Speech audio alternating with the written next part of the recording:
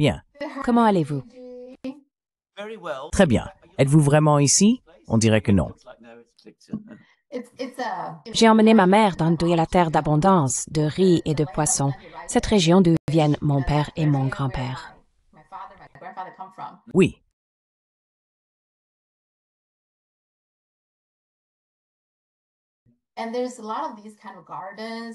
Et il y a beaucoup de jardins de ce genre.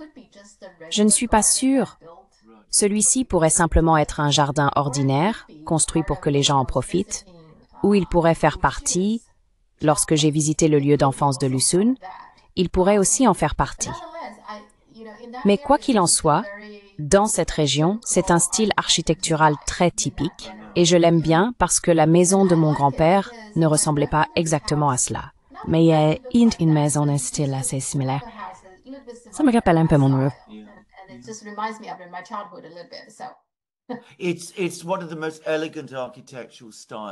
C'est l'un des styles architecturaux les plus élégants qui ait jamais été créé. Et puis-je aussi dire, je ne sais pas si vous en êtes conscient, mais en Occident, il existe un énorme marché, ou du moins il y en avait un, pour les meubles de l'époque Ming. Évidemment, la porcelaine, tout le monde connaît cela, mais il y a un petit groupe de collectionneurs, et je suis un grand amateur de ces meubles, qui sont justement ceux que l'on associe à ce type d'architecture. Des bois durs, des meubles très très élégants, aux lignes sophistiquées. Ce sont des meubles magnifiques, tout simplement. Et j'adorerais avoir un endroit comme ça, je dois l'avouer.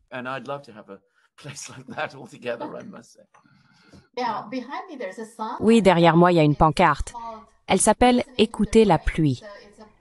Donc, c'est un endroit où l'on écoute. Vous parliez de la paix en Chine. Et vous savez, rien que l'idée d'écouter la pluie me semble très paisible.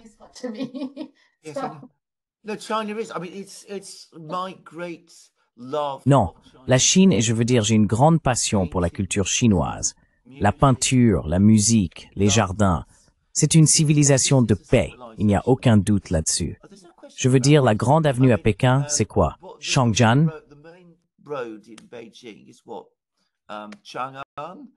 Pestella. Je veux dire, la paix éternelle. La ville de l'Ouest. Oui, très paisible. Cela en dit long sur une culture. Je ne dis pas que la Chine n'a pas connu de guerre, mais cela en dit beaucoup sur une culture lorsqu'elle parle d'elle-même de cette manière. Quoi qu'il en soit, ce sont là mes commentaires.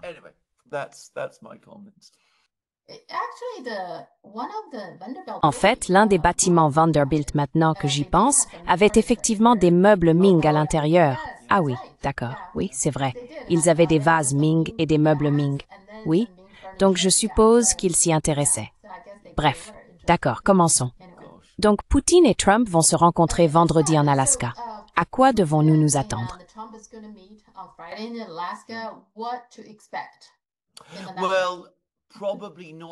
Eh bien, probablement pas. En tout cas, certainement pas de percée. Je veux dire, je pense, puis-je simplement expliquer ce que je pense être le contexte de tout cela. Nous avons eu de plus en plus de rapports ces derniers jours qui montrent essentiellement que l'armée ukrainienne est en très très grande difficulté. La situation militaire en Ukraine est terrible. Elle devient catastrophique. Deuxièmement, les Américains parlaient de toutes les sanctions et tarifs écrasants qu'ils allaient imposer aux Russes. Ils allaient en imposer aux Chinois. Vous savez, des tarifs de 500%, 100%. Ils ont essayé de faire la même chose avec les Indiens. Tout cela s'est retourné contre eux de façon horrible. Ils se rendent maintenant compte que cela non plus ne va pas fonctionner. Et je reçois de plus en plus de rapports.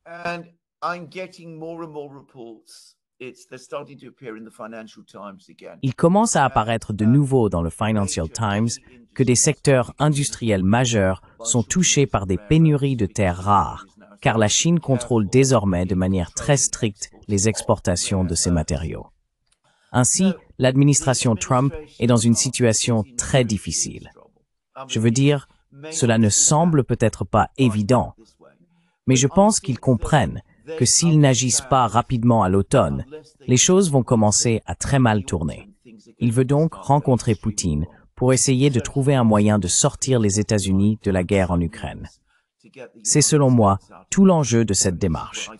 Et c'est quasiment passé sous silence, mais il vient d'accorder une nouvelle prolongation de 90 jours à la trêve tarifaire avec la Chine.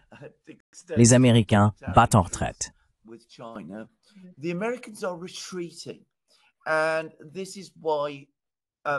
Et c'est pour cela que ces contacts commencent maintenant à avoir lieu. Il veut donc parler avec Poutine. Il va essayer de convaincre Poutine d'accepter une sorte de cessez-le-feu. Les Russes disent non, et il est très difficile de voir pourquoi ils accepteraient. Au moins, un dialogue peut alors être engagé avec les Russes, et en même temps, les Américains peuvent commencer à soumettre des idées aux Russes pour voir ce qui pourrait retenir leur attention. Et bien sûr, si les Ukrainiens et les Européens se montrent aussi obstructifs que d'habitude, alors les Américains auront une excuse pour se retirer. Je pense donc que c'est probablement tout l'enjeu ici. Simplement pour dire, d'ailleurs je dois préciser une chose absolument clairement. Contrairement à ce que disent les médias occidentaux, ce sont les Américains qui ont demandé ce sommet. Là-dessus, il n'y a aucun doute. Ils essayent toujours de semer la confusion chez les gens avec ça, tu sais. Je sais. Les Russes l'ont dit. Les Russes l'ont clairement dit. Ce sont les Américains qui ont proposé le sommet. Nous avons accepté. Ce sont les Américains qui ont envoyé leur représentant à Moscou, c'était Wikoff. Et la raison pour laquelle il a été envoyé à Moscou était d'essayer de convaincre Poutine, qui a été très sceptique quant à l'idée d'un sommet avec Trump jusqu'à présent, d'accepter une rencontre au sommet. Et ce sont les Américains qui voulaient que la première rencontre ait lieu en Alaska.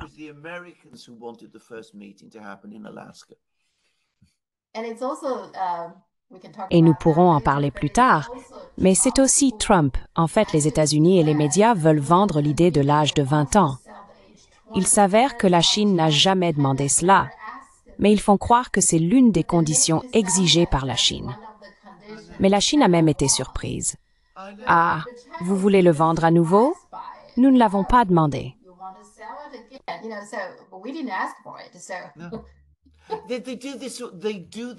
Ils font cela tout le temps.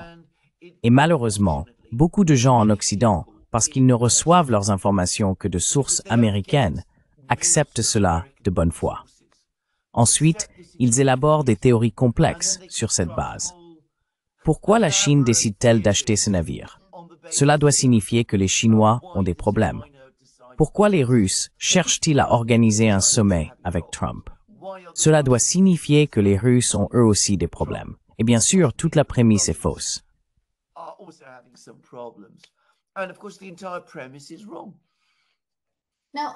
Alors, pour Trump, essaie-t-il d'obtenir une sorte d'accord d'armistice, comme celui de la Corée? Est-ce que c'est ce qu'il a en tête? Oui, probablement. Et je pense que vous savez, si cela a été fait dans les bonnes conditions, cela pourrait même fonctionner. Sauf que, l'accord d'armistice, je veux dire, les Russes ne cherchent pas un armistice. Ce qu'ils veulent, c'est quelque chose qui va au-delà d'un armistice. Ils veulent un règlement complet. Donc les Russes ont dit, écoutez, s'il y a un cessez-le-feu, et ils ont posé des conditions très strictes sur ce que serait un cessez-le-feu. Ils veulent que les Ukrainiens se retirent du Donbass. Ils veulent des restrictions sur les armes et les renseignements que l'Occident fournirait à l'Ukraine. Tout cela.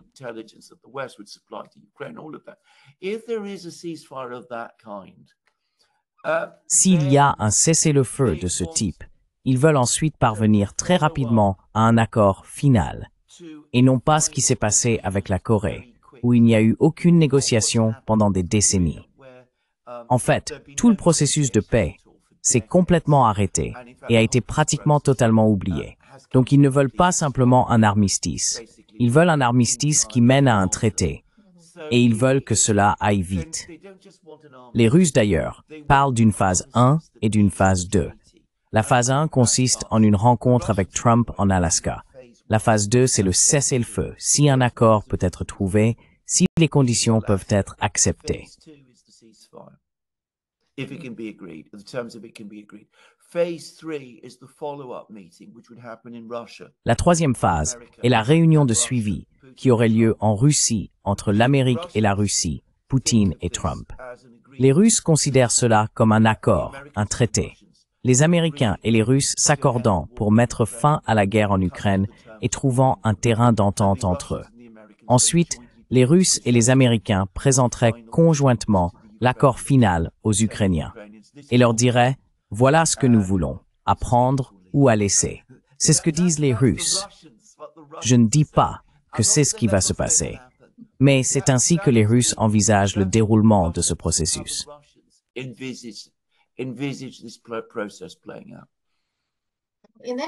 En tout cas, il semble que Zelensky, comme les Européens, soient en mode panique parce qu'ils ne sont pas à la table, non? Ils ne sont pas invités, ils ne sont pas à la table. Je veux dire, les Américains et les Russes discutent ensemble. Ils se parlent, et ils parlent de l'Ukraine. Et le président Zelensky n'est pas là. Il est très contrarié par cela. Et les Européens ne sont pas là non plus. Tout se décide au-dessus de leur tête. Et ils sont furieux à ce sujet. Mais alors à qui la faute? Je veux dire, ils sont en colère parce que les Américains et les Chinois discutent ensemble et qu'ils ne sont pas impliqués. Ils pourraient parler à Pékin. Ils pourraient aller en Chine. Ils pourraient rencontrer Wang Yi, Xi Jinping et les autres dirigeants chinois.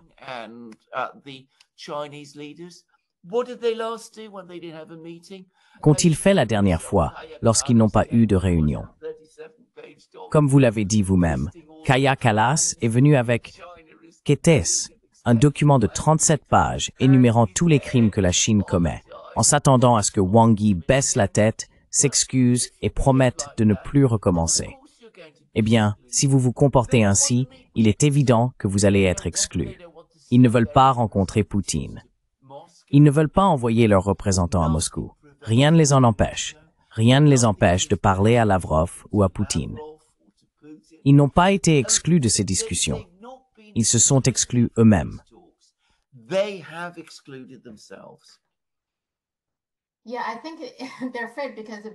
Oui, je pense qu'ils ont peur parce que Blinken a dit un jour de façon célèbre que dans le système international, si vous n'êtes pas à la table, vous êtes au menu.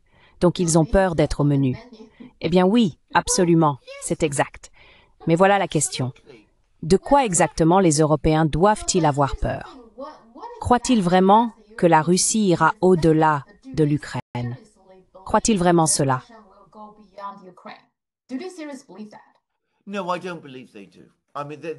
Non, je ne crois pas qu'ils le fassent. Je veux dire, ils en parlent tout le temps comme s'ils le faisaient. Ils effraient leur propre population comme s'ils le faisaient. Ils ne croient pas que la Russie ira au-delà de l'Ukraine. Mais néanmoins, il est important de comprendre, et c'est peut-être pas facile à saisir si l'on n'est pas en Europe, qu'un accord sur des termes semblables à ceux dont on parle actuellement serait malgré tout une catastrophe majeure pour l'Europe. Parce que, je veux dire, l'Europe avait ses propres projets concernant la Russie. Elle voyait la Russie comme une source de matières premières, de gaz et de pétrole. Et ils ont poussé très fort pendant très longtemps pour que les Russes ouvrent leur industrie pétrolière et gazière à l'exploitation européenne, pas une production conjointe. Ils voulaient que des entreprises européennes aillent en Russie, développent elles-mêmes les champs de pétrole et de gaz et pompent le pétrole et le gaz vers l'Europe. Ils voulaient une sorte de relation semi-coloniale.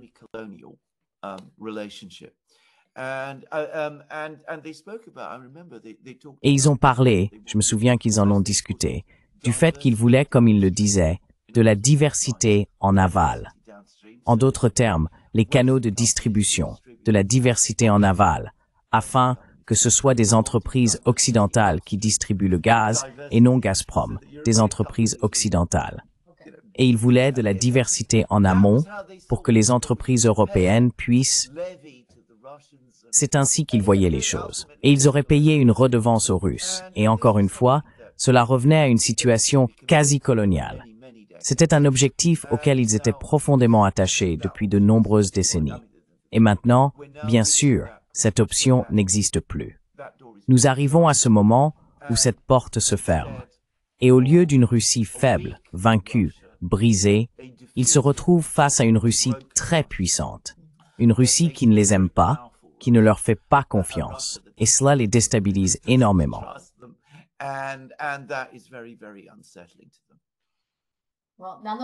Eh bien, malgré tout, si c'est ça l'accord, regardez le sommet coréen, l'armistice de paix en Corée, le président sud-coréen a refusé de le signer, souvenez-vous?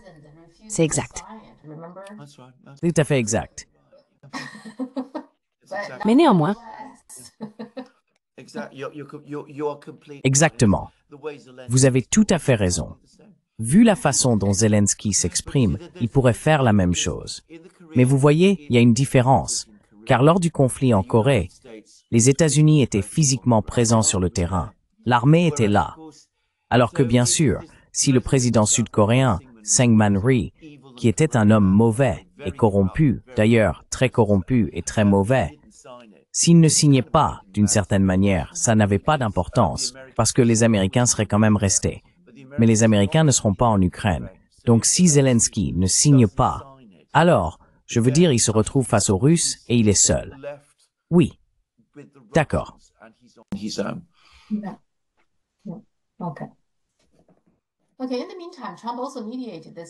d'accord. En attendant, Trump a également négocié cet accord de paix entre l'Arménie et l'Azerbaïdjan, reconnaissant la région disputée du Haut-Karabakh comme faisant officiellement partie de l'Azerbaïdjan. Elle était déjà sous contrôle azerbaïdjanais, n'est-ce pas? Donc maintenant, l'Arménie l'a reconnue, mais aussi les États-Unis ont pris le contrôle de ce corridor de Zangezur. Quel est ton avis sur cet accord?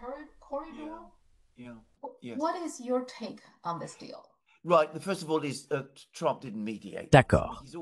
Tout d'abord, Trump n'a pas été le médiateur de cette affaire. Je veux dire, il fait toujours semblant d'avoir joué un rôle de médiateur. Mais l'Arménie et l'Azerbaïdjan ont essentiellement négocié entre eux et sont parvenus à cet accord par leurs propres moyens. Mais les deux sont actuellement en conflit avec la Russie pour des raisons quelque peu distinctes, mais liées. En prétendant que c'est Trump qui a servi de médiateur et en se tournant vers les États-Unis pour leur donner un intérêt dans cette affaire, ils essayent de se protéger, de se prémunir contre la Russie. Dans le cas du Premier ministre arménien, le Premier ministre Pachinian, il se trouve dans une position particulièrement difficile car il a perdu le Haut-Karabakh. Il y a eu divers autres ajustements frontaliers qui ont été en faveur de l'Azerbaïdjan.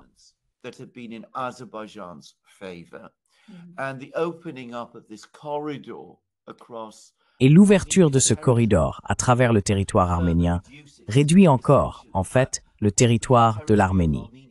La petite zone de l'Arménie, qui est sous contrôle arménien total, se limite essentiellement à la capitale, Erevan, et à la région qui l'entoure. C'est donc une défaite très très grave pour l'Arménie. Et cela s'est produit parce que Pachinian, après être arrivé au pouvoir, à la suite de ce qui était en réalité une révolution de couleur, a éloigné l'Arménie de son alliance traditionnelle avec la Russie pour se rapprocher d'une alliance avec l'OTAN, les États-Unis et l'Occident. En faisant venir les États-Unis dans ce corridor, il essaye d'amener les Américains à établir une présence américaine dans le Caucase du Sud, qui servirait en quelque sorte de protection pour lui. Et cela signifie aussi qu'il ne cède pas le corridor à l'Azerbaïdjan.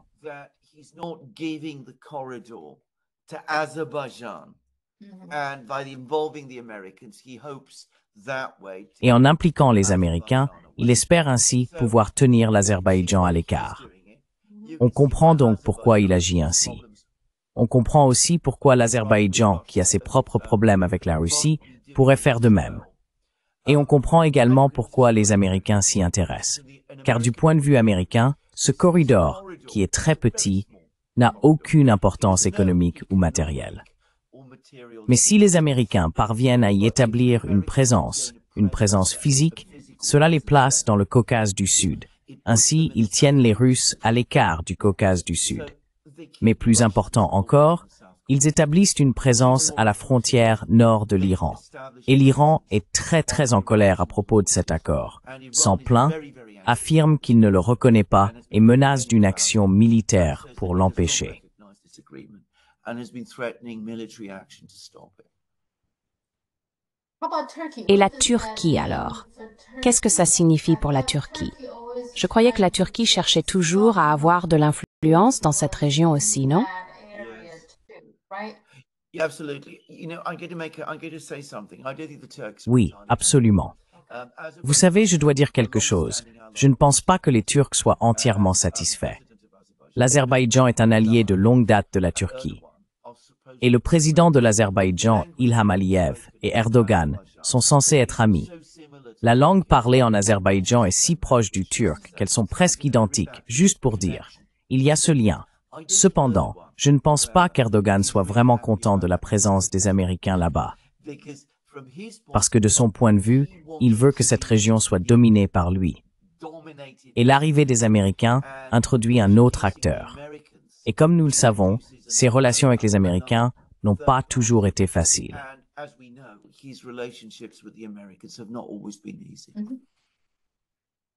Il entretient une relation avec Poutine et avec la Chine, mais aucune d'elles n'est très étroite. Absolument pas. Exactement. Mais qu'est-ce que cela signifie pour la Russie? Je veux dire, la Russie ne peut pas être particulièrement satisfaite, d'accord? Non, ils ne sont pas particulièrement satisfaits. Mais les Russes jouent toujours sur le long terme, surtout dans le Caucase. Et ils se diront, eh bien, qu'ont vraiment gagné les Américains avec cela? Pas grand-chose. Comme je l'ai dit, si l'on parle d'économie et de commerce, du point de vue américain, c'est une liaison commerciale qui ne mène nulle part. L'Azerbaïdjan n'est pas un partenaire commercial majeur des États-Unis. Ce n'est guère un lieu d'importance économique cruciale. Les Américains ne vont pas rester là très longtemps. L'Iran n'en veut pas. La Russie n'en veut pas. La Turquie n'en veut pas.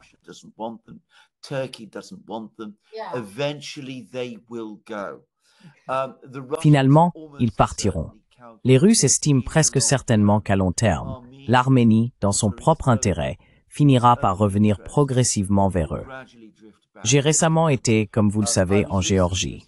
J'y ai vu exactement comment ça s'est déroulé. La Géorgie a également connu une révolution de couleur. Elle avait aussi un président pro-américain. Ce même président a tenté d'intégrer la Géorgie à l'OTAN et à l'UPR. Cela a conduit à une guerre catastrophique. La Géorgie a perdu des territoires. Finalement, les gens ont perdu confiance en cette personne. Il est tombé. D'ailleurs, il est maintenant en prison en Géorgie. Et au final, la Géorgie a été ramenée dans le giron de la Russie.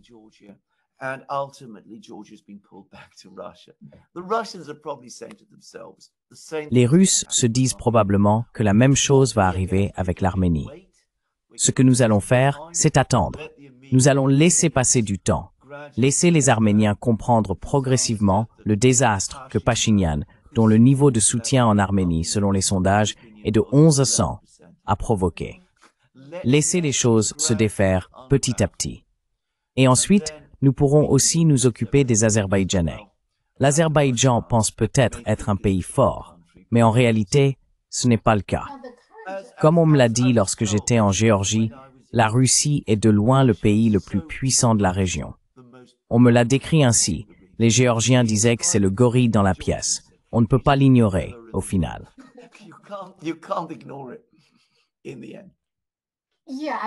Oui, je pense qu'en ce moment, l'Ukraine occupe la Russie, mais tôt ou tard, ils se tourneront vers le Caucase. Le Caucase est tellement important pour les Russes. Oui, absolument. C'est d'une importance cruciale pour les Russes, d'une manière qui ne pourra jamais l'être pour les Américains. Les Russes seront donc toujours présents. La présence américaine sera éphémère. Ils partiront.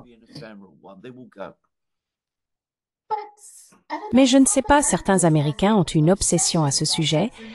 Zelensky, je veux dire, vous savez, le conseiller à la sécurité nationale de Carter. Comment s'appelle-t-il? Brzezinski. Son livre. Il parlait beaucoup de cette région, non? Oui. À quel point elle est importante et comment ils peuvent mettre la main dessus, tu sais, pour des raisons que je ne comprends pas vraiment. Eh bien, vous avez tout à fait raison. car encore une fois, vous regardez cela d'un point de vue chinois. La dernière expression de la grande stratégie de l'échiquier de Brzezinski a été une célèbre étude publiée par la Rand Corporation en 2019, qui portait sur la manière de déstabiliser la Russie. C'est d'ailleurs le titre de l'étude.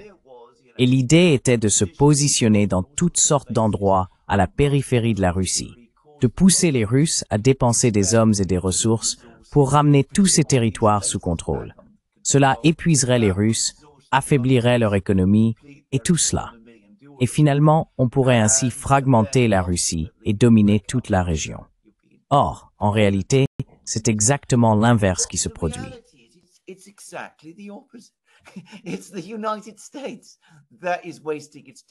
C'est les États-Unis qui gaspillent leur temps, leur énergie et leurs ressources en s'impliquant dans des régions où, au final, ils n'ont aucun intérêt.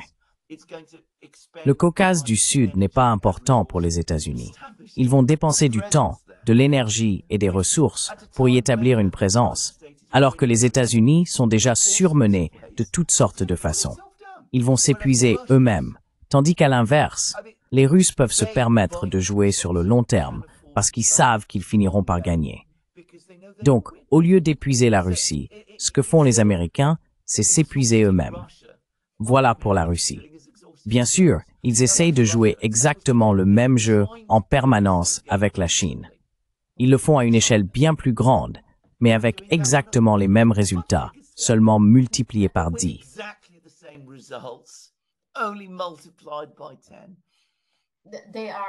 Ils le sont. Je pense qu'entre juillet et août, sur cette période d'un mois, il y a eu 6 exercices militaires autour de la Chine. Combien d'argent ont-ils dépensé pour cela? Eh bien, absolument. Tout cela, les exercices militaires, surtout lorsqu'ils sont menés par les États-Unis, coûtent des centaines de millions, probablement des milliards. Comme vous l'avez justement dit, pour atteindre quel objectif exactement? En Chine, on pourrait dire que les navires espions sont désormais très high-tech. Ils tournent simplement autour pour recueillir toutes les données, vous savez, récupérer tous les chiffres des exercices. Exactement, exactement. C'est tout à fait juste. Et au final, vous menez des exercices militaires dans une région où la Chine, parce qu'elle s'y trouve, sera toujours massivement dominante sur le plan militaire. C'est inutile. C'est un gaspillage total de ressources et de temps. Les Américains ne le voient jamais de cette façon.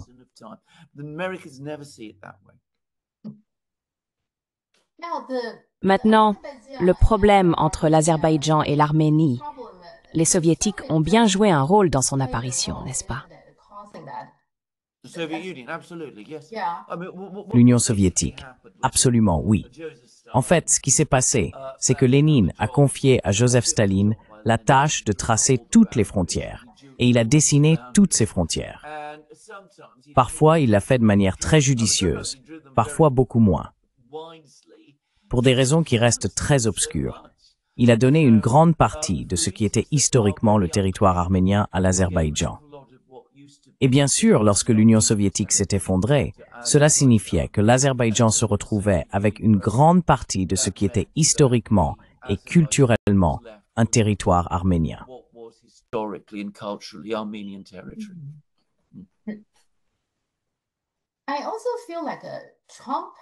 J'ai aussi l'impression que Trump, il me semble qu'il a une approche relativement nouvelle pour gérer les affaires internationales. Donc, la dernière en date concernant l'Arménie, il a effectivement pris le contrôle de ce corridor et maintenant il l'appelle le corridor Trump. Donc, il met un pied dans le Caucase, non? Et en même temps, je pense qu'il veut aussi, bien sûr, il veut toujours le prix Nobel de la paix. Et maintenant, les États-Unis ont un pied là-bas sans même utiliser de moyens militaires. C'est un peu comme s'il avait utilisé la paix comme une sorte d'appât pour amener les deux pays. Selon lui, il a servi de médiateur. Mais les deux pays aussi, ils font en particulier, je suppose que ce que tu dis, c'est que l'Arménie veut effectivement arrêter l'agression de l'Azerbaïdjan. Donc, les États-Unis Enfin, Trump voit ça comme une opportunité. Et tout l'argent qui sort de ce corridor, les États-Unis vont en avoir 40%. L'argent Trump est toujours dans l'équation. Voilà. Eh bien sûr.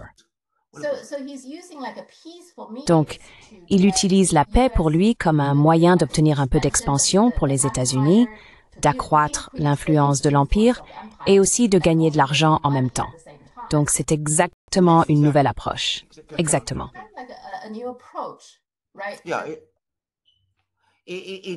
Oui, c'est une nouvelle approche, sauf qu'en réalité, c'est une approche très ancienne.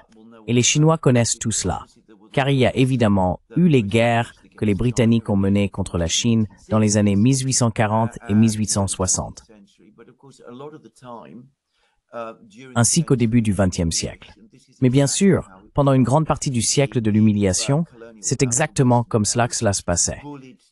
Les puissances coloniales, les puissances occidentales ont intimidé la Chine et utilisé des leviers économiques et autres pour forcer la dynastie Qing à faire des concessions. Et vous savez, Tianjin est allé à l'Allemagne, je ne sais pas comment ça s'appelle en Chine, mais Port Arthur, comme l'appelaient les Russes, est brièvement passé sous contrôle russe, puis japonais. Et les Britanniques ont étendu leur contrôle sur Hong Kong, et toutes sortes de choses de ce genre se passaient à Shanghai. Et tout cela s'est fait exactement de la même manière. Trump utilise exactement le même type de levier économique et autres comme un mécanisme, appelons-le, de grandisme impérialiste.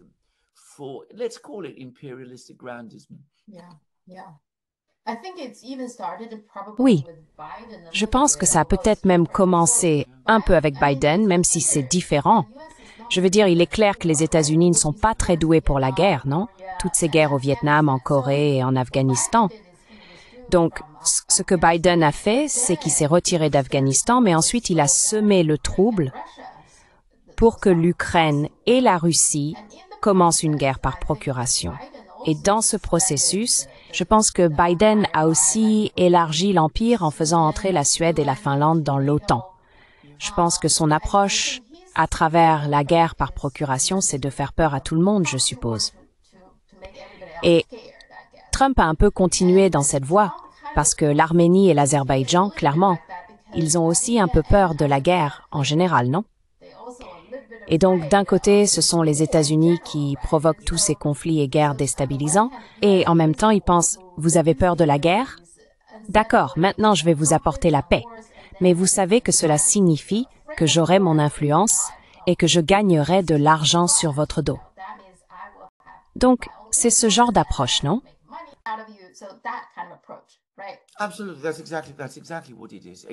Absolument. C'est exactement cela. Encore une fois, si vous voulez prendre un exemple de l'histoire chinoise, je suis sûr que les Chinois connaissent très bien ce sujet. Mais, vous savez, on me traite toujours de pro-russe. Mais je veux simplement souligner que c'est exactement ce qu'a fait le comte Ignatieff dans les années 1860. Lorsque l'expédition de Lord Elgin est arrivée à Pékin, lorsque les Britanniques ont envahi la Chine, ont franchi Pékin, ont incendié le palais d'été et ont commis tous ces actes. Ignatieff, qui était ce diplomate russe, s'est présenté en disant qu'il était là pour aider la Chine.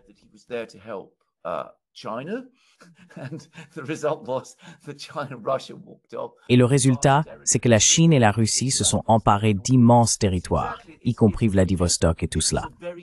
Donc, c'est exactement, encore une fois, c'est un jeu très ancien.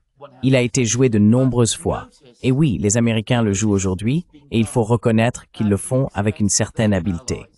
Mais remarquez que tout cela se fait au détriment de leurs alliés, au final. Si l'on parle de l'Europe, l'Europe paie un prix terrible pour toutes ces manipulations. L'Arménie, en théorie, est aussi une alliée de l'Amérique. La Turquie également. Donc tout cela se fait, comme je l'ai dit, au détriment des alliés de l'Amérique. L'Amérique n'est pas assez forte pour faire ce genre de choses à ses adversaires. C'est donc un empire qui devient de plus en plus prédateur et cannibale aussi. Il se retourne contre ses propres vassaux. Il les dévore.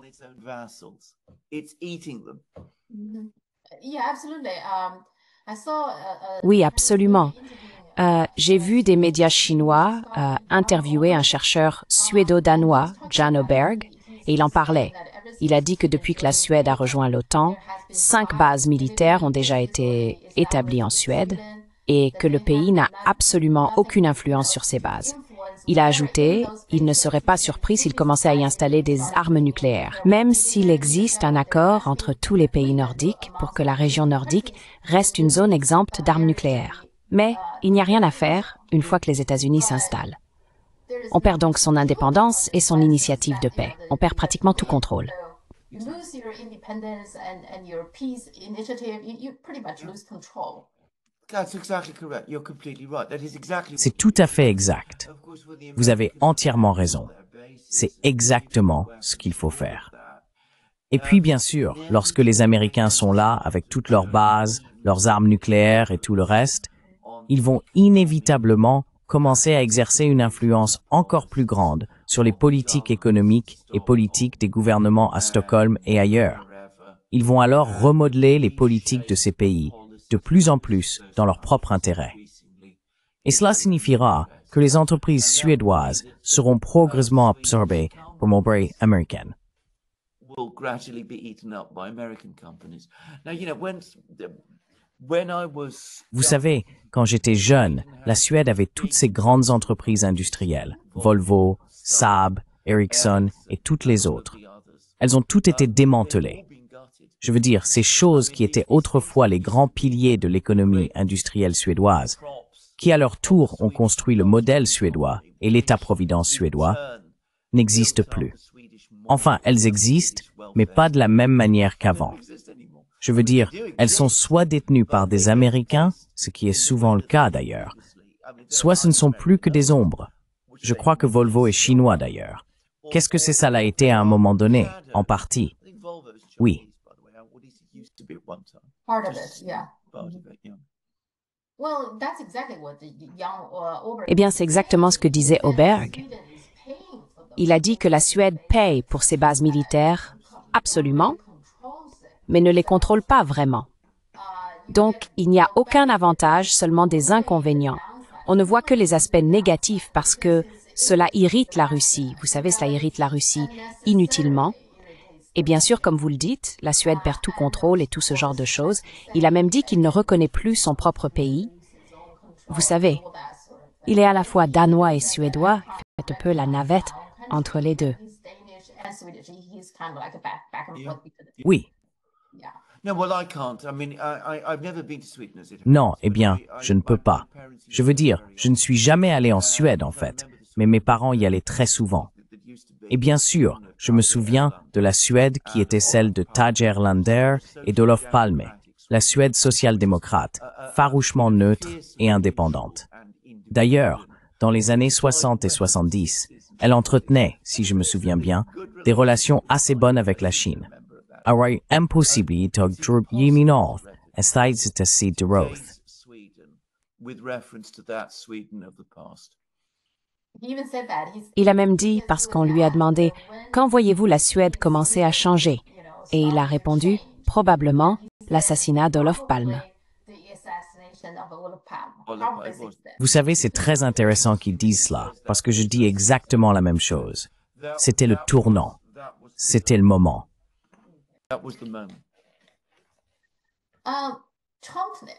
Nous venons de parler du fait que Trump a prolongé cet accord du 12 mai avec la Chine pour 90 jours supplémentaires. Il est évident que tout ce qu'il a demandé à la Chine l'a refusé, décliné ou n'a pas accepté. Mais prolonger cela de 90 jours de plus, est-ce que cela changera quelque chose?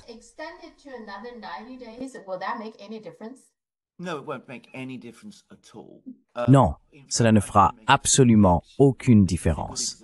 En fait, je vais faire une prédiction. C'est un bon exemple de quelque chose de temporaire qui devient permanent. Je pense que nous verrons des prolongations sans fin, des prolongations de 90 jours, parce que je ne crois pas que Trump soit en position de négocier avec la Chine. Et je pense que les Chinois ne vont pas non plus assouplir leur position sur les terres rares, d'ailleurs. Mais je devrais préciser quelque chose. Pour revenir à la rencontre entre Poutine et Trump, beaucoup d'Américains me disent maintenant, « Écoutez, L'une des principales raisons pour lesquelles nous devons reprendre contact avec les Russes, ce n'est pas seulement parce qu'il faut éloigner les Russes de la Chine, car c'est une question stratégique, mais aussi parce que nous devons travailler avec les Russes pour développer les terres rares, car ils en possèdent d'immenses quantités. Nous devons briser ce monopole chinois. And it is serious. Vraiment? Si vous avez vraiment besoin de développer vos terres rares, pourquoi ne demandez-vous pas à vos amis au Canada de vous aider? Pourquoi ne le faites-vous pas vous-même dans votre propre pays? Vous en avez toutes là-bas. Vous n'avez pas besoin d'aller en Russie pour cela. Et bien sûr, comme nous l'avons évoqué, il ne s'agit pas de disponibilité, c'est le processus industriel d'extraction et de raffinage de ces matériaux. Et cela prendra des décennies à mettre en place, qu'ils veuillent le faire au Canada, en Russie ou en Amérique même. Mais pour en revenir à cet accord commercial, à ces négociations commerciales, il est clair que les Chinois sont en position de force, et ils le savent, et les Américains auraient dû s'en rendre compte aussi.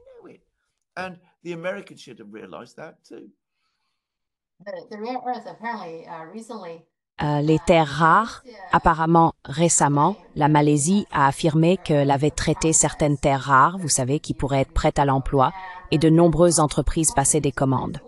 Mais ensuite, au moment de la livraison, la qualité n'était même pas comparable à celle de la Chine.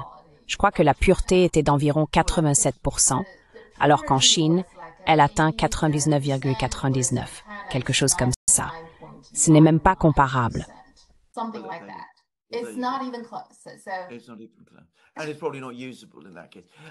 Ce n'est même pas comparable.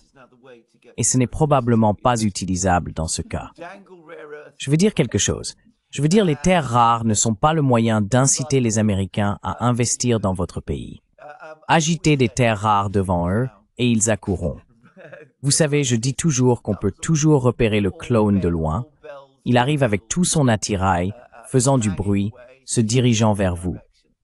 Donc, comme je l'ai dit, il suffit de siffler et le clone sera en route.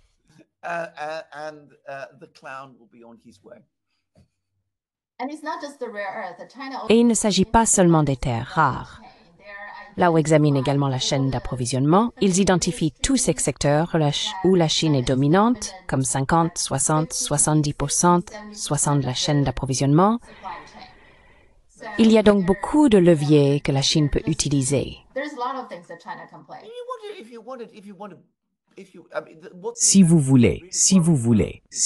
je veux dire, ce que les Américains, s'ils sont vraiment inquiets de leur dépendance à la Chine pour les terres rares, ils peuvent s'asseoir, faire ce que fait la Chine, élaborer un véritable programme, former des ingénieurs, investir dedans, accepter que ce soit un projet d'au moins une décennie, probablement bien plus, et commencer à travailler dessus.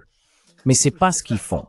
Ce n'est pas ce que font les Américains, parce qu'ils pensent qu'obtenir des terres rares est aussi simple que de commander une pizza ou de se faire livrer par Amazon.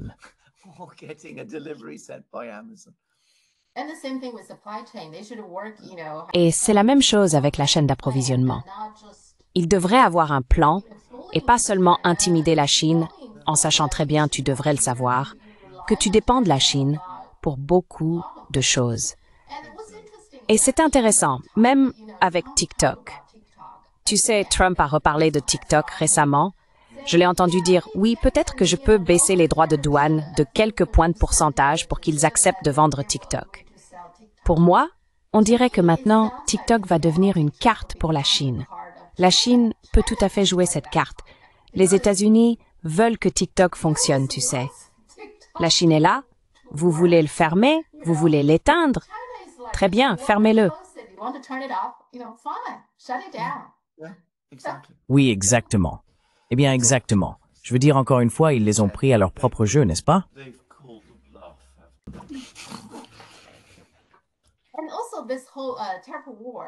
Et puis, il y a toute cette guerre terrible. D'accord. La mise en œuvre semble très chaotique parce que, tu m'en diras tant. Maintenant, le 1er août est censé, Trump dit, c'est réglé, d'accord? Tous ces pays, bien sûr, à part la Chine, le Mexique et quelques autres, mais pour tous les autres pays, il a une liste de toutes les conditions. Donc, et puis, ils ont commencé à mettre en œuvre le 7 août. Et c'est là qu'on sait exactement à combien s'élèvent les tarifs. Donc, apparemment, par exemple, selon les médias japonais, le Japon pensait avoir obtenu 15%, ce qu'il considérait comme une bonne affaire.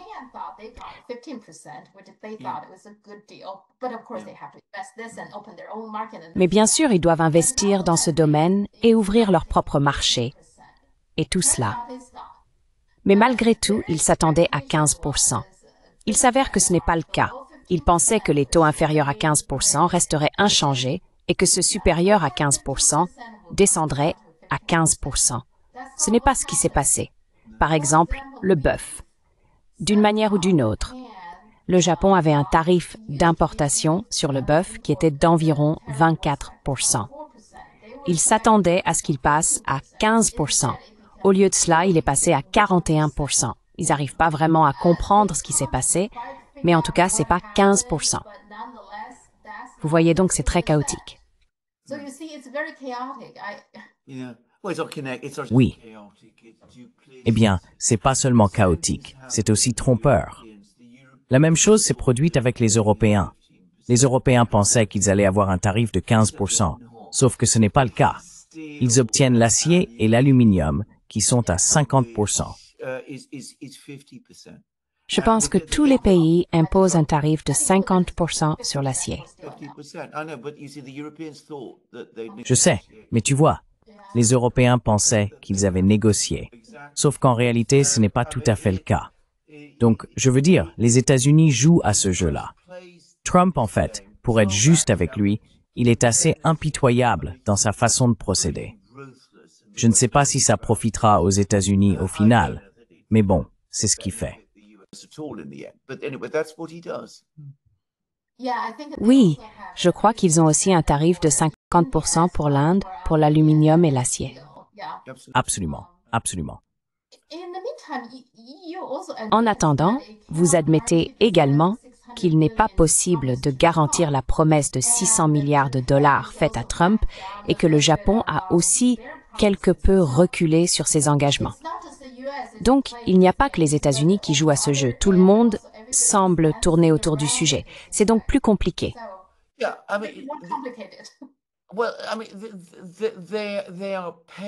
Eh bien, je veux dire, ils versent à Trump ces énormes pots de vin, parce que c'est essentiellement ce que sont ces choses-là.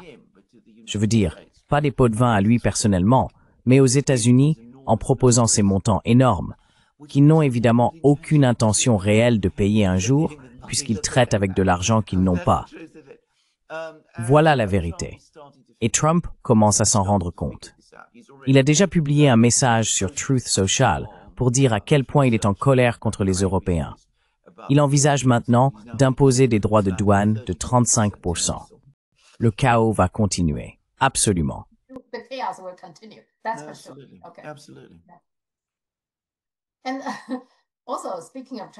Et aussi, en parlant de la brutalité de Trump, il s'avère, je crois que c'est le Financial Times qui a révélé cette information, que les médias et AMD paient 15% sur leurs revenus provenant de Chine. Maintenant, certaines personnes ont fait remarquer que cela est en réalité inconstitutionnel, car la Constitution américaine stipule qu'aucune taxe ou droit ne doit être imposé sur les articles exportés de n'importe quel État. Donc, les droits d'exportation sont tout simplement inconstitutionnels.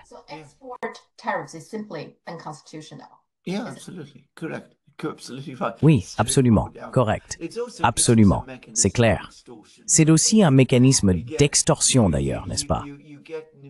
Encore une fois, on fait en sorte que Nvidia exporte quelque chose depuis la Chine et on prend sa part. C'est vraiment, je veux dire, c'est du commerce à la Al Capone. Mais, vous savez, ça va empirer parce que Steven Miran, qui est le cerveau intellectuel derrière tout ça, si c'est le bon mot, vient d'être promu à un poste au sein du conseil d'administration de la Réserve fédérale. D'accord, d'accord. Je veux dire, c'était l'homme, je crois qu'il a même publié, je crois que c'était en mars, un article absolument stupéfiant qui disait que les États-Unis préservent la paix dans le monde. the United States preserves the peace of the world. So it's only right that people should pay for the privilege. Il est donc tout à fait normal que les gens payent pour ce privilège. Vous voyez, c'est du protectionnisme. Cela a transformé tout le système commercial en une sorte de racket de protection, dans lequel, en échange de la présence des marines américaines partout dans le monde et tout ce qui s'ensuit, tous ces pays versaient de l'argent aux États-Unis pour le privilège d'avoir la marine, l'armée et l'aviation américaine manœuvrant autour d'eux. Comme je l'ai dit, c'est littéralement un racket de protection. Maneuvering around them. As I said, literally a protection racket. C'est contraire aux principes républicains. Les républicains sont justement ceux qui insistent beaucoup sur le fait que le gouvernement doit rester en dehors, ne pas s'immiscer dans les entreprises et tout ce genre de choses. Ce qu'ils font maintenant, c'est exactement le contraire. Ils s'impliquent au point d'intervenir dans chaque entreprise désormais. Vous voyez, dans chaque entreprise, le gouvernement est présent. Oui, c'est totalement à l'opposé de ce que les républicains défendent habituellement. Absolutely, you're completely correct. I mean, again, Absolument. Vous avez tout à fait raison. Je veux dire, encore une fois, si je devais dire à quoi cela ressemble le plus, c'est au style de l'Italie de Mussolini. Je veux dire, c'est exactement le genre de choses qui se passait souvent dans l'Italie de Mussolini à l'époque. Et c'était le même type de fonctionnement. On en retrouvait des copies dans certaines dictatures d'Amérique latine. Vous savez, il y avait de grandes entreprises et le gouvernement prélevait une part, puis des personnes au sein du gouvernement prenaient une part de cette part, et tout ce genre de choses. Donc tout cela est profondément anti-républicain. C'est complètement contraire à leur idéologie. Et ce n'est même pas une opposition cohérente à leur idéologie. Ce n'est pas comme s'il s'agissait d'une idée différente, comme l'idée de propriété d'État et de propriété publique, comme c'est le cas en Chine, par exemple. Ce n'est pas de cela qu'il s'agit. C'est bien plus, comme je l'ai dit, du genre. D'accord, vous pouvez commercer avec la Chine et leur vendre ceci, mais en échange, vous devez me reverser de l'argent et je ferai ce que je veux de cet argent. Comme je l'ai dit, c'est en fait assez laid. It's actually ugly. Et c'est aussi contre-productif parce qu'ils disaient autrefois que c'était une question de sécurité nationale. Cela ne semble plus être le cas tant que vous payez. Je trouve aussi que toute cette histoire, la guerre des semi-conducteurs, a un aspect un peu raciste. Vous voyez, Intel a été exempté de tout cela depuis le début. AMD et Nvidia, leurs deux PDG sont chinois. Jensen Huang et Lisa Su, ils sont chinois. Et donc, ils ont été impliqués dans tout ça et là, interdit de vendre ceci ou cela depuis le début. Mais Intel, certes, Intel n'a pas beaucoup de produits haut de gamme, mais Intel a été exempté. Toute l'entreprise a été exemptée de tout cela depuis le début. Donc, je pense vraiment qu'il y a un élément raciste là-dedans.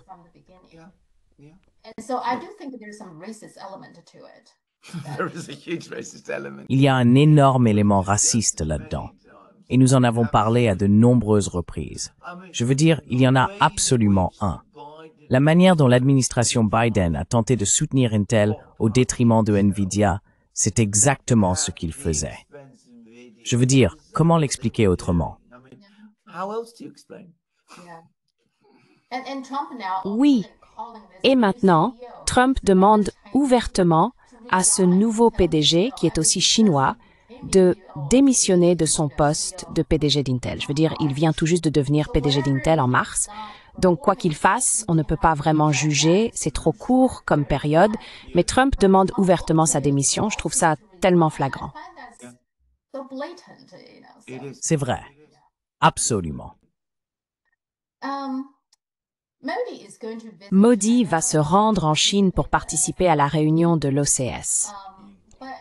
Mais c'est un peu plus nuancé. Les médias chinois ont en grande partie décidé qu'il ne s'agissait pas d'une tentative sérieuse de la part de Modi d'entretenir une bonne relation avec la Chine. C'est plutôt qu'il fait cela pour contrer les États-Unis, pour faire très peur aux Américains. Parce qu'il n'y a pas si longtemps, je crois qu'au début du mois d'août, ils ont organisé un exercice. Les Indiens ont mené un exercice militaire avec les Philippines, ce à quoi le gouvernement chinois n'a en fait pas beaucoup réagi. Mais en réalité, le public, la sphère médiatique, de nombreux influenceurs ne sont pas contents de cela. Et puis, on peut simplement faire volte-face parce que Trump vous a humilié, ou peu importe, et vous pensez que la Chine peut facilement se ranger de votre côté. Quel est votre avis?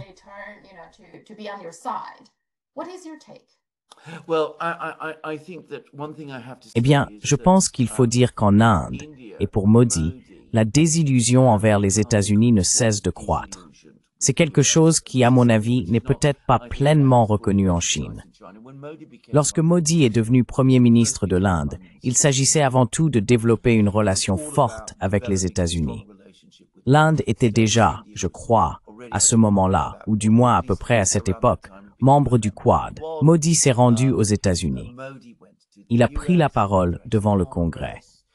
Il y a eu cet accord logistique conclu à ce moment-là, qui est également un arrangement important. Et bien sûr, tout cela reposait sur l'attente indienne d'un énorme afflux d'investissements américains.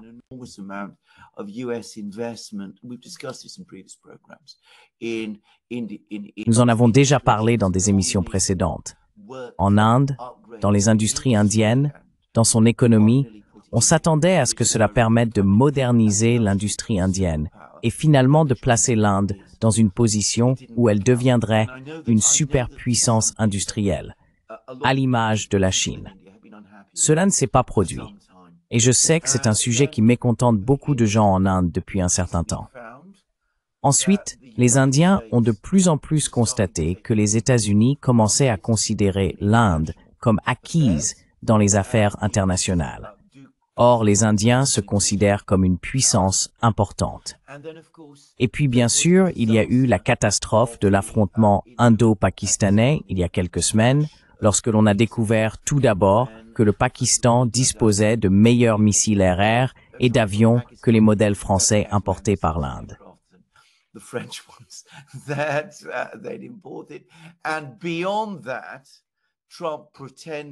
Et au-delà de cela, Trump a prétendu avoir négocié un cessez-le-feu entre l'Inde et le Pakistan. Les Indiens sont furieux à ce sujet, car ils affirment que ce n'est pas vrai, que c'est le Pakistan qui les a contactés directement pour demander un cessez-le-feu et que les États-Unis n'y ont joué aucun rôle. Je pense que les gens en Chine sous-estiment peut-être le niveau de désenchantement qui existe en Inde, surtout au niveau officiel. Mais en plus d'ailleurs, si vous suivez les médias indiens, ils sont furieux contre les États-Unis, et cela depuis les affrontements à la frontière indo-pakistanaise. Donc je pense que les gens en Chine sous-estiment peut-être l'ampleur du changement d'opinion en Inde.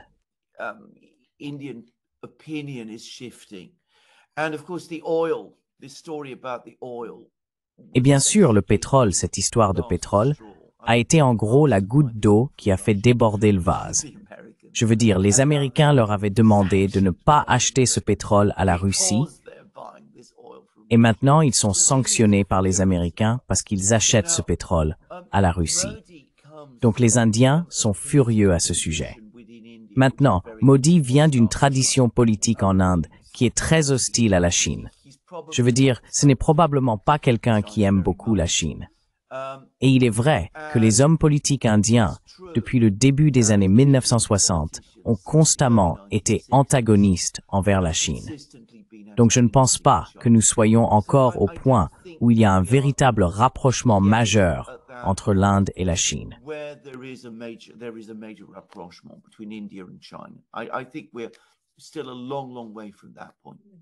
Je pense que nous sommes encore très très loin de ce point, si je dois le dire. Mais je crois qu'en Inde, c'est un pays vaste et très complexe. L'idée commence progressivement à s'imposer que pour l'Inde, les BRICS sont importants. Les BRICS offrent à l'Inde des routes commerciales et des opportunités pour développer son économie. Que les États-Unis, loin d'être un allié économique, entravent au contraire le développement économique de l'Inde. Et je pense qu'il existe désormais en Inde la conviction que cela est fait délibérément, que les États-Unis ne veulent pas que l'Inde devienne une grande puissance.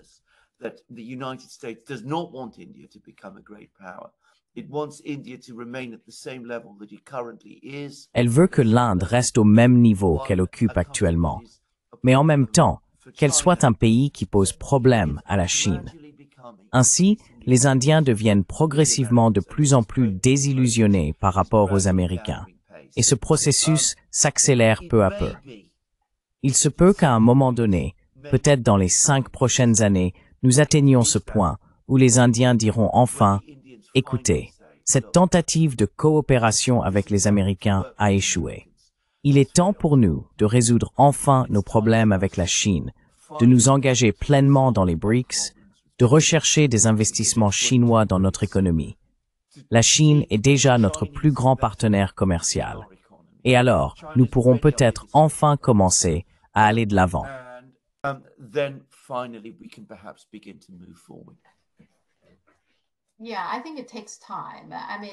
Oui, je pense que cela prend du temps. Je veux dire, tu disais que la Russie n'est pas comme de l'eau du robinet, on ne peut pas simplement l'ouvrir ou la fermer. Et la Chine et l'OCS ne fonctionnent pas comme ça non plus. Modi n'a pas participé à cette réunion depuis 7 ans, et tout à coup, il vient. D'après ce que j'ai compris, il sera à Tianjin, là où se tient la réunion, mais il ne va pas se rendre à Pékin. C'est ce que j'ai compris. Nous verrons pour son itinéraire, mais il faudra du temps pour que la Chine fasse confiance à l'Inde.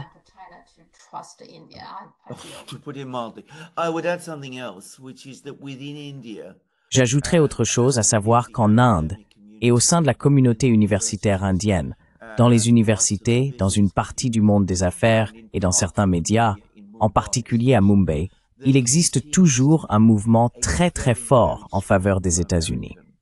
Je veux dire, ces personnes sont toujours là et n'ont pas changé d'avis. Selon eux, l'Inde devrait toujours avancer main dans la main avec les États-Unis et se subordonner de plus en plus à eux. Ils me rappellent beaucoup les oligarques en Russie, qui avaient évidemment la même attitude et la même perspective. Et bien sûr, la grande différence, c'est qu'en Russie, les oligarques ont progressivement perdu le contrôle. Mais en Inde, ils restent très puissants. Donc, je pense qu'il serait prématuré pour la Chine de faire confiance à l'Inde à l'heure actuelle.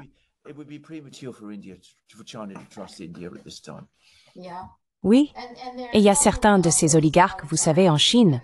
Mais en général, les oligarques en Chine n'ont pas beaucoup de pouvoir.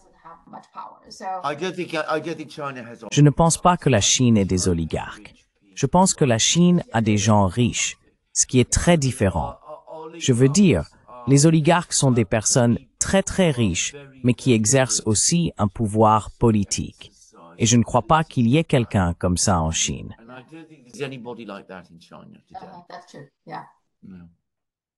C'est vrai. Oui, Trump a maintenant pris le contrôle de la police de Washington, D.C., ce qui est aussi intéressant. Maintenant, son idée supposée est que parce qu'il a affirmé que la criminalité à D.C. était hors de contrôle, ce qui est faux. La criminalité à D.C. est en réalité à son plus bas niveau depuis 30 ans. Mais j'imagine que tout le monde dit que son objectif principal est de retirer tous les sans-abri de D.C.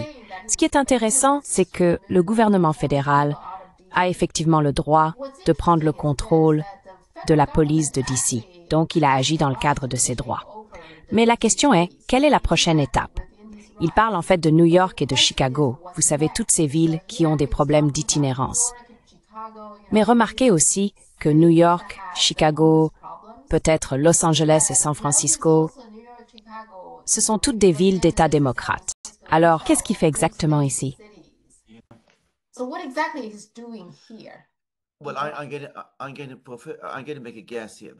Eh bien, je vais faire une supposition ici.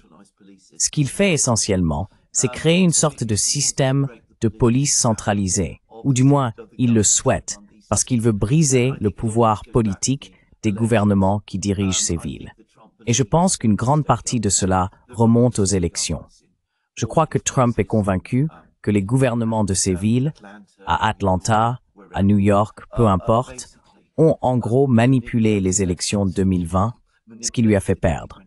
Donc en gros, je pense qu'il s'agit en grande partie d'une vengeance pour cela, si l'on veut, et d'une tentative d'établir un contrôle direct sur ces endroits afin qu'il puisse s'assurer que cela ne se reproduise plus et que, à l'avenir, les élections dans ces villes donnent le bon résultat, c'est-à-dire celui qu'il souhaite. in these places produce the correct result, which is the one that he wants. I think this is what this is about. This is my own guess anyway. Je pense que c'est de cela qu'il s'agit. C'est en tout cas ma propre supposition. Ces raisons particulières d'ailleurs de ne pas cibler Washington, D.C., parce que bien sûr, D.C. est aussi l'endroit où ont eu lieu les manifestations du 6 janvier. Il se souvient de tout cela. Il ressent beaucoup de colère face à la manière dont cela a été géré par la police et tout ce qui s'en est suivi.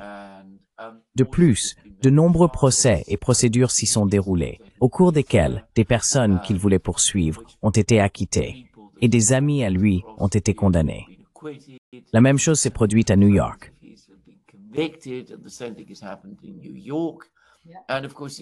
Et bien sûr, tout tourne autour de cela. Je pense qu'avec Trump, il s'agit toujours, en fin de compte, de contrôle et de briser le contrôle des personnes qu'il considère comme hostiles envers lui. Do you think he's pushing the limit? I mean, Tu penses qu'il va trop loin? Je veux dire, j'ai l'impression que, avec les tarifs douaniers, il y a beaucoup de questions sur la légalité de toute cette histoire, non? Et puis cette exportation des tarifs est tout simplement inconstitutionnelle et maintenant il prend le contrôle de la police de Washington, D.C., ce qu'il peut faire pour l'instant si c'est légal, mais s'il passe à l'étape suivante, New York, Chicago, je ne sais pas. Là, j'ai vraiment l'impression qu'il dépasse les bornes. I don't know. That seems he is really pushing it, right? He is absolutely. Il va vraiment trop loin. Je veux dire, il dépasse les limites de la légalité, en tout cas au-delà de la légalité constitutionnelle. Yeah, we'll see how it goes. Oui, on verra bien comment ça se passe. Je veux dire, une chose qu'on a dite à de nombreuses reprises, c'est que Trump est toujours intéressant, non? Il remet en question à peu près toutes les normes auxquelles nous sommes habitués. We used to, so. Absolument. There is a case. Il y a une affaire qui parle de la Cour suprême. Pour ma part, je suis fascinée par le système judiciaire américain. Certains aspects du système judiciaire américain viennent de la Grande-Bretagne. Est-ce exact? court system comes from Britain. Is that Yeah, right? absolutely true. Absolutely correct. Absolument vrai. Absolument correct. En fait, cela m'a été décrit, cela m'a été expliqué par un procureur américain que la plupart des tribunaux aux États-Unis trouvent leur origine à l'époque où de nombreux États étaient encore des colonies britanniques. Ensuite, la Constitution américaine a été adoptée et elle a créé la Cour suprême des États-Unis, qui est la seule cour véritablement authentique créée par les États-Unis. Mais le reste du système judiciaire américain découle finalement du système judiciaire britannique. Et c'est pourquoi il suit de si près la common law britannique, la common law anglaise. C'est intéressant. The British common law, the English common law. It's interesting. No, in the Alors, en common law anglaise, avez-vous aussi des affaires emblématiques qui servent de modèle? as a model. Okay. And then what? Let me explain it because I think this might interest your children. Laissez-moi vous expliquer, car je pense que cela pourrait également intéresser vos téléspectateurs chinois, car c'est vraiment, vraiment intéressant. Donc, en Angleterre, toute loi est censée émaner du roi. Le roi est la source suprême de toute loi. Mais le roi est lié par la loi qu'il a créée et par celle que les autres rois ont créée avant lui. Ainsi, la théorie juridique anglaise veut que la common law d'Angleterre soit la loi qui existait lorsque le roi Richard Ier a été couronné en 1189. Et ce que font les tribunaux, et les tribunaux sont en fait le roi siégeant sur son trône avec ses armoiries royales derrière lui. C'est pourquoi, lorsque nous entrons dans une salle d'audience en Angleterre, nous nous inclinons.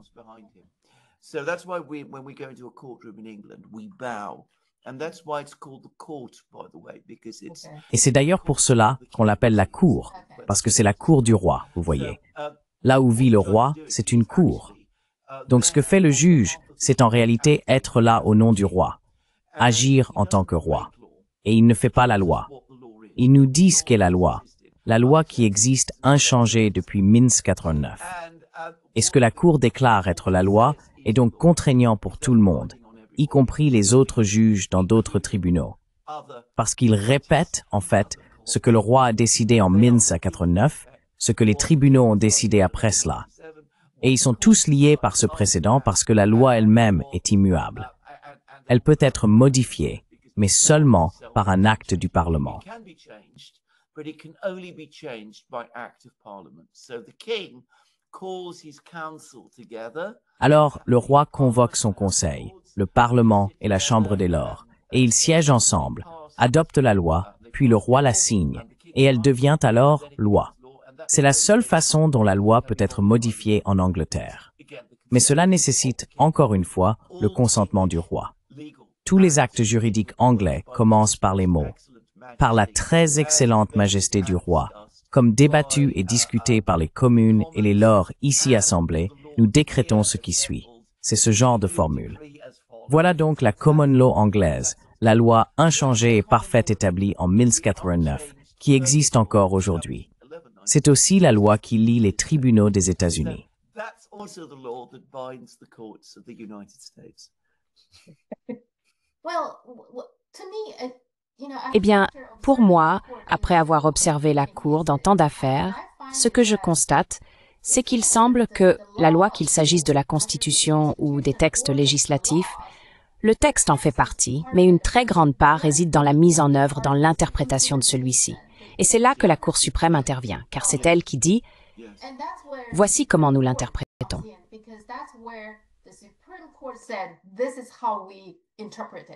Indeed, correct. That is correct. Can I, by the way, just to deal with the question of precedents. C'est exact. D'ailleurs, pour répondre à la question du précédent, les précédents sont les décisions antérieures des tribunaux qui nous indiquent ce qu'est la loi. C'est pourquoi nous nous référons aux précédents, car c'est à partir d'eux, des déclarations des tribunaux agissant au nom du roi, que nous savons ce qu'est la loi. Maintenant, aux États-Unis, il existe, en plus du système que je viens de décrire, la Constitution. La Constitution a créé la Cour suprême des États-Unis. La Cour suprême des États-Unis réinterprète tout afin que cela soit censé respecter ce que dit la Constitution. With what the Constitution says. And it says this is. Et il est dit, c'est donc ainsi que les lois doivent être appliquées. Elles sont comprises à travers le prisme de la Constitution, car la Constitution, en particulier la Déclaration des droits, contient en elle de nombreuses dispositions qui se réfèrent à l'application des lois. La procédure régulière, le droit à la liberté d'expression, le droit à un procès équitable, toutes ces choses-là. Tout cela provient de la Constitution des États-Unis, telle qu'interprétée par la Cour suprême. Donc vous avez tout à fait raison. C'est la Cour suprême qui fournit l'interprétation et définit les mécanismes d'application.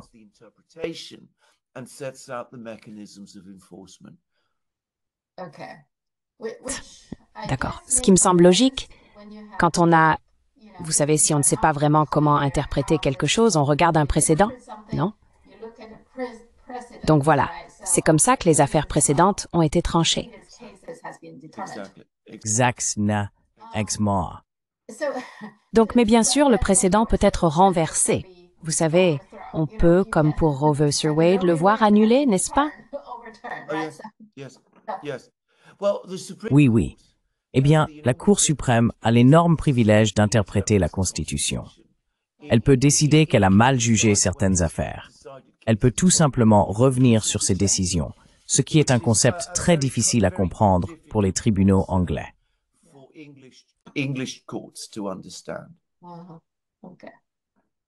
D'accord. Il y a donc en ce moment une affaire intéressante concernant le mariage homosexuel. Je ne sais pas si tu as suivi. Cette femme, Kim Davis, est greffière dans l'un des comtés du Kentucky et elle a refusé d'accorder une licence de mariage à un couple homosexuel et elle a été condamnée à une amende. Ils l'ont en quelque sorte punie pour ne pas avoir fait son devoir, je suppose. Et c'est elle qui poursuit, je crois, le comté. Et ce qu'elle dit essentiellement, c'est que la Cour suprême a rendu une décision appelée Obergefell contre Hodges.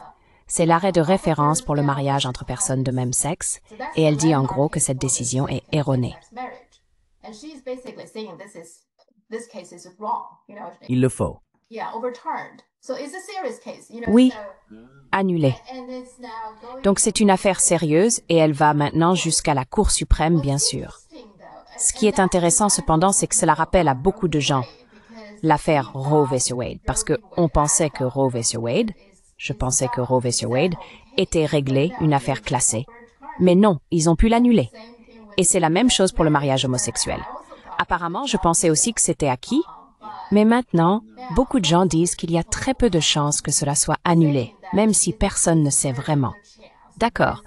Le mot du jour est « on ne sait jamais ».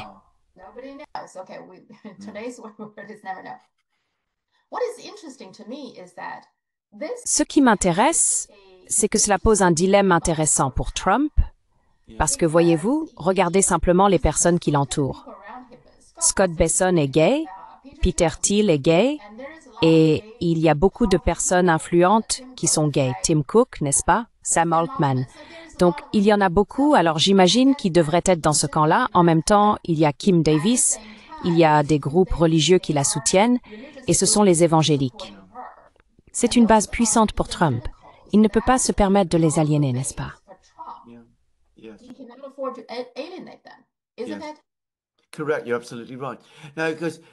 C'est exact. Vous avez tout à fait raison. Maintenant, c'est une différence fondamentale. Pour revenir à la Cour suprême, c'est une différence essentielle entre les systèmes américains et britanniques. Car nous n'avons pas, je veux dire, un tribunal ne peut pas dire qu'une loi votée par le Parlement est erronée.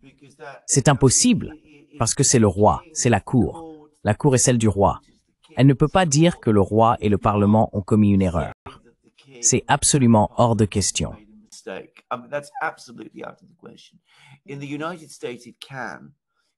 Aux États-Unis, c'est possible, car la Cour suprême interprète la Constitution et le président ainsi que le Congrès y sont également soumis. Ils peuvent donc contourner et renverser des décisions de cette manière. Mais en ce qui concerne l'aspect politique, tu as tout à fait raison. Pour Trump, c'est un cauchemar. Si la Cour tranche dans un sens, il va mécontenter toutes sortes de personnes. Et si elle tranche dans l'autre sens, cela va contrarier des personnes très influentes. Je suis sûr que Trump aurait largement préféré que cette affaire n'ait jamais été portée devant la justice et qu'elle disparaisse tout simplement.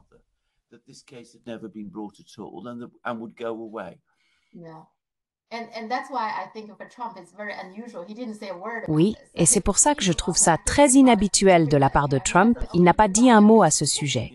C'est pourtant quelqu'un qui aime tweeter sur tout. Tu sais, il a une opinion sur tout. Au Moyen-Orient, Al Jazeera a perdu tous ses journalistes, genre 5, 6, 7 personnes. Il est assez évident qu'ils ont été délibérément ciblés. Donc, je suppose que Israël se prépare à entrer et à nettoyer Gaza. C'est ça.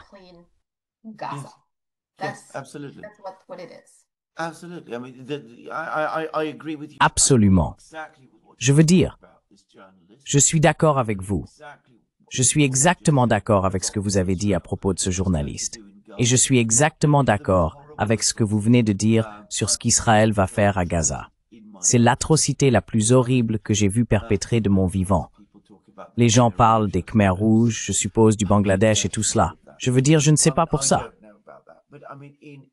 Mais dans l'orbite occidentale, cette chose épouvantable est en train de se produire. Et les gouvernements occidentaux restent les bras croisés et laissent faire. Et traitez-moi de naïf, mais je ne pensais pas que c'était possible. Mais c'est en train de se produire, et cela se produit chaque jour. Mais c'est exactement ce que les Israéliens vont faire.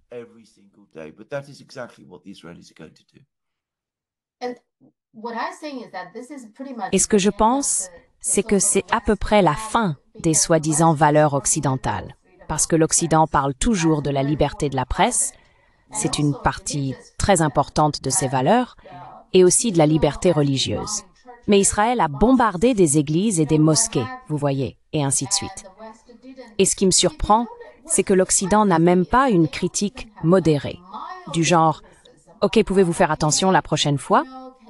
Ne bombardez pas les églises. » Vous voyez, ils ne disent même pas quelque chose comme ça. C'est la fin des soi-disant valeurs occidentales. Well, it did, absolutely. I mean, even people in the West understand. Eh bien, en effet, absolument. Je veux dire, même les gens en Occident le comprennent. J'ai lu un article dans un magazine britannique de centre-gauche appelé Unheard, qui est tout à fait grand public. Et le titre de l'article, qui était d'ailleurs un bon article, était « Une démocratie libérale meurt à Gaza ». Je veux dire, tout le concept est mort. La démocratie libérale est morte à Gaza. C'est pratiquement terminé. Oui, c'est fait. Oui, et en parlant de tactiques mafieuses, tu sais, le gouvernement américain a mis une prime sur la tête de Maduro, d'accord? Maduro, encore une fois, tu sais, les valeurs occidentales. Il a été élu démocratiquement selon les standards occidentaux, mais il ne respecte absolument pas cela. Maintenant, ils ont mis une prime sur lui. Donc, encore une valeur de la démocratie occidentale qui disparaît, d'accord? Ce qui est intéressant, et je veux juste te faire sourire, c'est que la réponse de Maduro a été d'offrir une récompense de 50 millions à quiconque permettrait la publication des dossiers Epstein. Donc pour moi, on dirait que Trump doit choisir quelqu'un comme s'il devait faire tourner la roue, tu vois? Lula, Modi, Maduro, qui sera le prochain?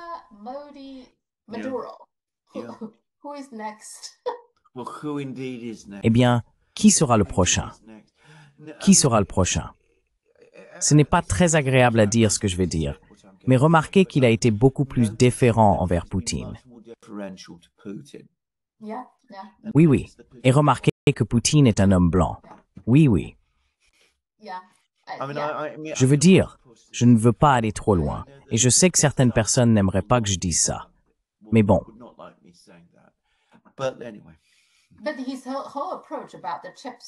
Mais toute son approche concernant la guerre de Tchétchénie, je trouve que c'est tellement évident.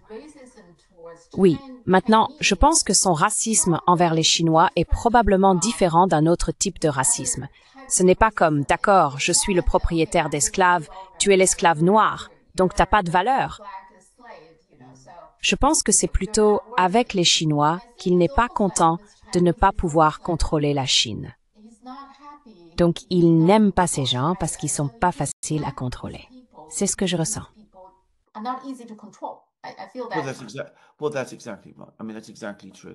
Eh bien, c'est tout à fait exact. Je veux dire, c'est tout à fait vrai. Il n'est évidemment pas la seule personne aux États-Unis à être comme ça. Je vais vous donner un exemple de ce que je veux dire.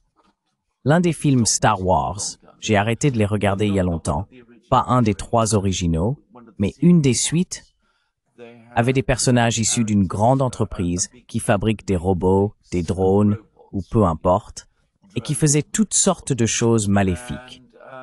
Il est évident que ces personnages étaient habillés et faits pour ressembler à des Chinois, tant dans leur apparence que dans leur façon de parler. J'étais tellement en colère, d'ailleurs, que j'ai quitté la salle de cinéma à ce moment-là. Je veux dire, il y avait déjà d'autres choses dans ce film qui m'avaient contrarié, mais là, c'était vraiment aller trop loin. Et ce film a été réalisé il y a longtemps, à une époque où la Chine n'était pas aussi puissante qu'aujourd'hui. D'accord, voyons qui Trump choisira ensuite. Et nous verrons aussi ce qui ressortira de l'Alaska. Ce sera une réunion au sommet intéressante et nous en discuterons à ce moment-là. Très bien. Parfait. Passez un excellent week-end. Merci beaucoup. Toi aussi, au revoir.